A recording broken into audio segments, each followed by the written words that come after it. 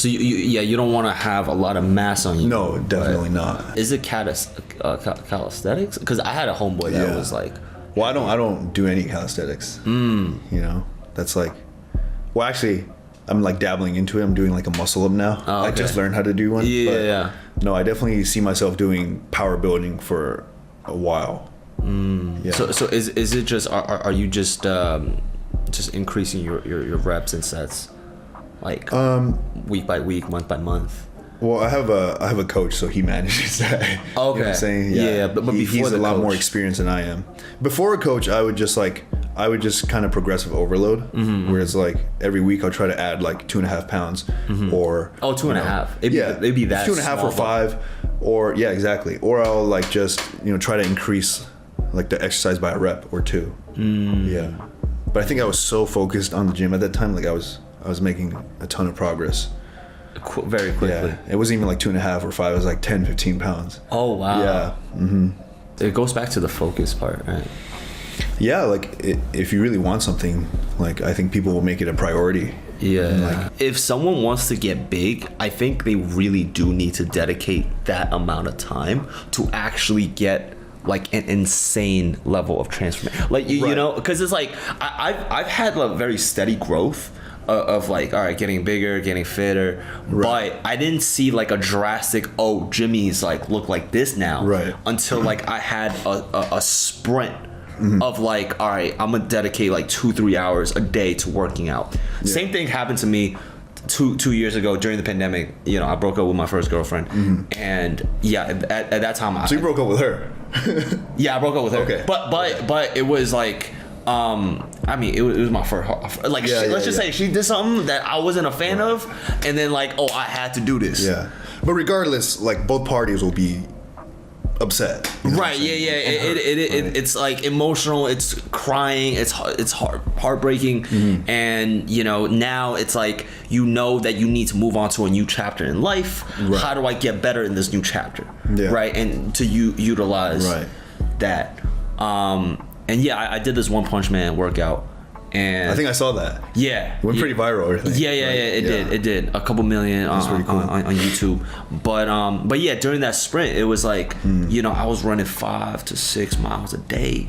Yeah, and going and that's when I saw the insane transformation. I'm thinking it was like with that for you. Well, the thing is, like, I feel like there's just some people with amazing genetics too, where it's like they don't even need to put the time that you and I put in, and they can look fantastic. I do agree that like you do have to be consistent and really like dedicate your time into the gym if you want to see like a substantial amount of growth. Yeah, so that means that I feel like I made the most growth during that period of my life. Right. What was your weight class before and after?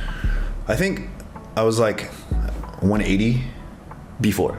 Okay. And I got all the way to like 200 pounds. Oh shit. Yeah, but I was also like just kind of bulking at the time too. Yeah. So you were like skinny bulking? Were you what kind of bulk were you doing? Well, I was honestly kind of like dirty bulking. Oh. Yeah. Oh really? Because I had I've always had trouble like gaining weight. And so like I used to eat like super healthy, like clean, like a gallon of water a day, like just chicken and like tuna and like every healthy food you can imagine. I would be eating, but that's good and all, but that's not the correct way, like to build on muscle mass, especially if you have like a super high metabolism. Right. So that's when I started like eating a little bit dirtier because those have a lot more calories. Yeah. And that's what helped me grow a lot more. Okay, but now I'm eating like super clean though, because my metabolism slowed down. Right. You felt. I mean, you're still young. I mean, because I used to play basketball every day, and I think that's what made me have like a super fast metabolism. Okay. Yeah. So during that time of like dirty bulk, how many hours were you putting in at the gym? A day? Yeah. I'd say like 2 to 3 hours. 2-3 hours. 2 to 3 hours. Yeah. Long time. Yeah. So my schedule was wake up in the morning, go to class, think about the gym. Yeah. Class is done. First thing I did was go to the gym after class, and then after the gym, I would then do my schoolwork. Okay, that was like my routine for like the longest time. Damn. Yeah. So it was just solely just grinding At the gym, in school. Now what? Yeah. So had like no social life in college. Really? Yeah. Or like I did, but like no frats, nothing like that. No. I never did frats or anything like that. Yeah. Like the Asian Dude, ones, honestly, especially with the hazing process, I think that's so stupid, man. I think they should do like positive hazing. Dude, they're basically exactly. They're basically making you their bitch. You know, you'll never see me do that. No. Like I'm coming in and I'm running shit from day one. Dude, it's so stupid. Like I hear from my friends all the time about their like experices with that, and I'm just like, I would never. You can't be somebody's lapdog if you want to be king, bro. Never. Mm-hmm. Now we're gonna do a segment where we're gonna make you take the down bad quiz. Okay. What does this consist of? So the down bad test. All right. We're gonna go down. Have you ever double or triple texted? Have you ever triple texted? Of course. You have. Oh, is this like in a relationship or? Just in general. Yes, I have. Okay. Yeah. But in relation to, I had no game, women. bro. I had no game. Damn. Back in the day. Are you a DMs guy or are you an in person? Like, I'd say definitely in person. In person. Yeah. Okay. Because it's hard to show personality through the DMs. You know what I'm saying? Yeah. So I'd say definitely more of an in person. At the club, what would you go to? Let me buy you a drink. Yeah. Honestly, yeah. And then once we get the drink, that's when I'll start like. Okay. Getting to know them a little bit better. Yeah. Have you ever been friend zoned? Oh yeah. Yeah. I feel like every guy has been friend zoned before. Yeah. What's the most recent one before the girlfriend? Because I feel like has it happened? No, it hasn't happened. Not that I can remember. Okay. Yeah. That's good. Yeah. We're no longer down bad. Have you ever tried to get back together with an ex? I'm assuming yes. Yes. I mean, yeah. Have you ever caught feelings for a Ray Bay? Yeah. I have. Oh shit. Yeah. Oh. And then it took me like a couple days a week to like to get it. Yeah. You realized. I'm like, damn, it was. Yeah. Just put myself in a bad situation there. Have you ever stalked anyone? No. Okay. I don't stalk people. Like Instagram stalk, Facebook stalk. You have. Everybody has. Like, are you talking about like to see like the profile and stuff? Yeah. Oh yeah. Of course. I thought you were talking about like. Like prior to a date, you looked up. Yeah. Of course. I like to actually stalk them like right in front of them. I think that's really. Cool. Yeah, that's kind of funny. Oh, to see their reaction? Yeah. I'm just like, all right, let's see what you've been up to. Yeah. Just so many ways to go a good about conversation that. starter, actually. Yeah. About it. And then what else you could do? You could go with her profile. You go on your own profile and like your own pictures. You get some more likes, engagement. Bro, this man ahead of his time. DM yourself. Yeah. No, honestly, no, I think I did that night. I did that before too. Yeah. What? What's up, cutie? And I replied next morning. I replied like day 30. She's like, I didn't say this. Oh, shit. Have you ever lied about being a virgin? I have. No, I haven't. When did you lose it? When I was 18. 18. My first girlfriend. Prom night? Was it prom night? Damn, that'd be kind of special if it was prom night. No, it wasn't prom night. Okay. No, it wasn't prom night.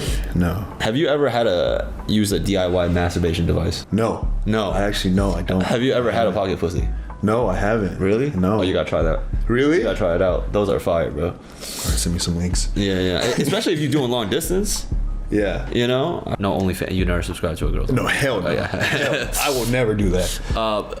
That's just disrespectful to yourself, honestly. I feel like, man, like, I don't know, man. Like, yeah, you're literally paying to see some girl like showing off her body. And, like, yeah, when it's like free on that Pornhub. just sounds. I don't know. I feel so sorry for myself if I did that. Especially since porn is free now. Have you ever spent over $100 on a girl with no return? I honestly don't think so. Okay. Yeah, I honestly don't think so. If I did spend like 100, I think it was reciprocated to me. Yeah. Because now, like, you have the knowledge to like know that, like, okay. Yeah, and back then I was too broke anyways to like get something that expensive. Yeah. Do you think like the red pill stuff like taught you game? Yeah, definitely. Yeah. It's like more about like your presence. Yeah. Just like, you know how society is nowadays, you kind of have to like play the game. And I think a lot of the red pill stuff it teaches you like, yo, don't overinvest. Yeah, early. exactly. Don't overinvest. Yeah. Otherwise, they'll just kind of see you as someone who can provide. Yeah.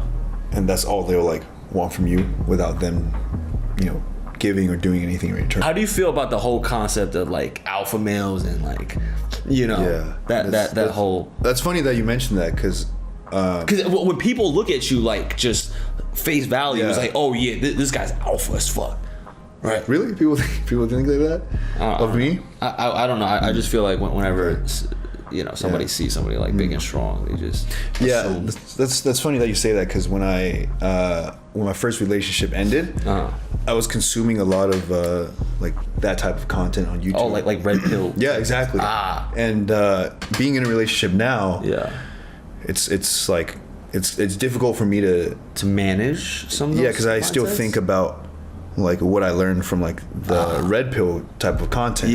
Whereas like you can't really be emotional in front of them. You can't really like cry in front of them. You can't like do certain things. You can't be vulnerable. Exactly, because they'll see you as less, even if it's like subconsciously. So I like it's difficult for me to kind of like manage the two minds. I think that's also kind of the goal for this channel too, is to strike a nice balance in between, like, because I'm not gonna lie, like some of the red pill stuff, it does make sense. It does, but I think consuming too much of that is also hurtful at the same time, especially for the relationship. I think red pill content is good for like men who are kind of going through ruts. Exactly. And so it's like content for them to kind of like respect themselves a little bit more. And something that they can use as motivation. Right. But I think if you consume too much of that content, I think too much of anything is bad. You know what I'm saying? So it's like a fine line. Where you draw, and I guess I'm still trying to figure that out too, because like the relationship I'm in now is still kind of fresh. So I saw this TikTok. I mean, have you know who Fresh and Fit is? I think so. I think so. They're the two guys that's they like do podcasts, right? Yeah. I think I saw this one where they're like, oh yeah, if you are a man, you cannot cry in front of your girl. She will leave you. But here's the thing, like, I think I've cried in front of my girl, and those are some like good moments. Where she felt emotional too. And if anything, we felt closer. Obviously, I'm not crying on her shoulder every single time I have a obstacle in my life. But when there are times where I felt like a little weak, like, yo, I'm gonna shed a few tears. But then again, have you ever seen your dad cry? One time. It made me cry, man. That was the saddest thing I've ever seen. So I feel like as you get older too, maybe you are just a little bit less prone to emotions. Maybe because I'm not a type of person to like cry much at all. But I remember like in my first relationship, like she's seen me cry, and I can't help but like think that a part of that relationship failing was because I was like showing too much emotion. I could be wrong, but a part of me feels like that definitely played a role in that as well.